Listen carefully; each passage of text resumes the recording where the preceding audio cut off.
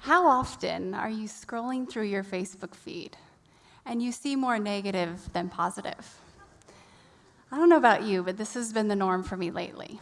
I even saw a friend the other day tell all of their other friends that with a click of a button, just an app, they could delete all the friends who were supporting a certain candidate or a certain cause, just like that.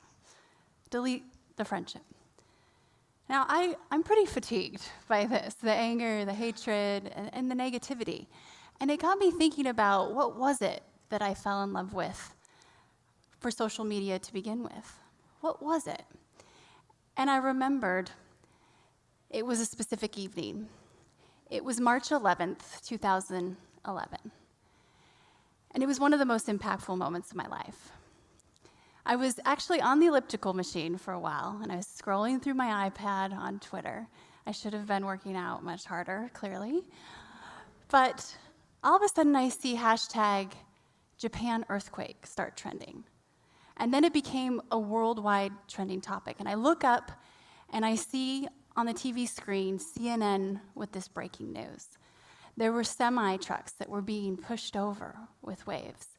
And every moment was critical. So I immediately went to these news outlets' Twitter accounts to see what they were saying. And it was fairly late at night where I was. I was in Phoenix, Arizona, on the West Coast.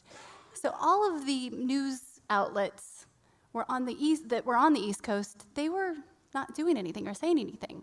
Because at that point, we didn't really use social communication the same way. They were silent. And I thought, wow, every second matters right now. I wonder what I could do. And because of the work that I do, I have a fairly large following on Twitter. So I thought, let me try to just see what I can do to help. I went to my kitchen table and set up this little command center, just my laptop. This is in the middle of the night. And I just started shifting information from one set of hands to the other that I could find. One individual was trapped, and they tweeted out, "I am trapped, I need help." So I'd take that information and retweet it and tag the first responders that I could find. This is what everybody was really doing if they happened to be awake at that time. There were also maps being shared of where the tsunami would hit the outer regions and when that would happen. So we were shifting this information from one set of hands to another, and there was nothing special about what I was doing that night. It was just everyone that was awake and happened to be there was doing the same thing. I remember my hands just shaking, and heart was racing the entire night, pure adrenaline. That's when I fell in love with social media. That's when I realized that with a click of a button, someone could save someone else's life, a stranger, from the other side of the globe. And I started thinking about this the other day, and I was like, well, why don't we do that? Why don't we accelerate the act of helping one another and the act of kindness? We can scale the act of kindness every day versus just when a tragedy strikes. So I started thinking about this more, and I thought, I wonder if we could open source kindness. And I tried a few experiments. First, I looked at the true meaning of serotonin and some of the science of serotonin. It's pretty simple. It works like this. If you do something nice for me, you get a hit of serotonin. So do I, as the recipient. But so does everyone else who witnesses that act. So if we take that concept online, we have potentially billion of people who could witness that act, and we could make this spreadable, scalable, contagious, viral. So I just went to my following on Twitter one day and said, "Hi everybody, can I help you? I have some extra time. Is there anything I can do to help?" Well, the response was quite interesting. I had several people say, "You know what, there's nothing I really need, but thank you for asking, because it makes me want to help someone now." Someone said, "I'm walking into a job interview right now. Do you have any last-minute advice?" So I told them what I thought. A month later, they ended up direct messaging me, and they got the job. They said, "I don't know if it was your advice, but it made me feel good and more confident." And that made me feel good, of course. The next experiment that I did was on Facebook.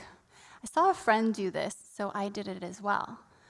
On Facebook, I asked my friends to help me out with an experiment and do these 3 things. Number 1, like this post because it'll keep the Facebook algorithm happy, and we'll keep it up in the feed. Number 2, in the comment section, share something that you could use help with. And number 3, scroll through the comments and see if there's anyone that you can help. So I did this, and the post was on fire. So many people started helping one another, and it was the most impactful, kind of powerful moment. It reminded me of that night during the Japan earthquake, but a positive impact. There were people who were sharing heavy things that they needed help with, light things, big, small. One individual even said, I have this idea. I want to get in front of Elon Musk. And if anybody can help me with that, I'd appreciate it. Well, after a couple of days and certain people tagging one another, someone said, I actually could connect you with Elon Musk. If you can prove to me that you have a good enough idea and it's solid, I could make that happen. Another person was struggling with insomnia. That started a whole nother conversation. There were thousands of likes, hundreds of comments. And I realized this is what people were excited about. It was like kindness was a currency almost, a give and take. That's when I decided, okay, let's really study this. So I found a partner in crime, a researcher, Dr. Zeev Kane. He's a scientist that knows a lot more about research than I do. And we did a clinical, formal research study. We had 500 people raise their hand to participate. We divided that into 2 randomly, and we had an intervention set, and we had a control set. And we put these 2 sets of people into one of 2 private Facebook groups, the intervention and the control. Now, over with the intervention group, what we did is we exposed them to positive good deeds over the course of several days.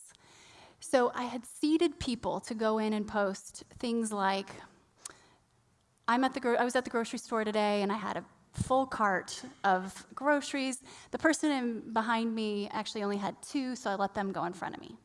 And it made me feel good. So those types of posts were happening over on the intervention side. And what happened is the participants started doing this themselves too. They would post what they were doing, but they had no idea what this study was about. And we intentionally made sure that they didn't know. Now over here on the control side, it was quite boring. Very neutral content, not positive, not negative. That was the goal, is to keep it control. Now, at the same time as this was happening, we were tracking the behavior and the acts of kindness that the participants were doing in the real world, in the physical world. And the results were amazing. The proportion of people in the intervention group who were reporting that they were doing acts of kindness increased 10% in 3 days.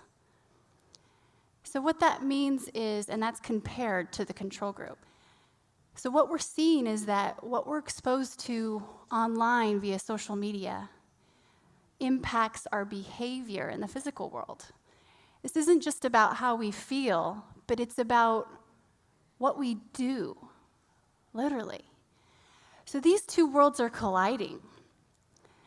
And now we see that, things that we wouldn't say in the physical world, or even things we would do, like litter, well, we shouldn't do those in the online world either. Because everything we do, say, post, comment, like, in the online world is impacting the physical world. So if you think about this, anyone can do this. It's almost kind of like a new form of volunteering, right? So at any time, any place, for any length of time, you can hop in and see how you might be able to help someone and create that spread of serotonin. Now, what group would be better than arguably one of the most passionate, empowering groups in the world, which is right here, to spark and spread serotonin? We can do this. You can do this. And we can dominate the world with positive disruption. Why not now? Thank you.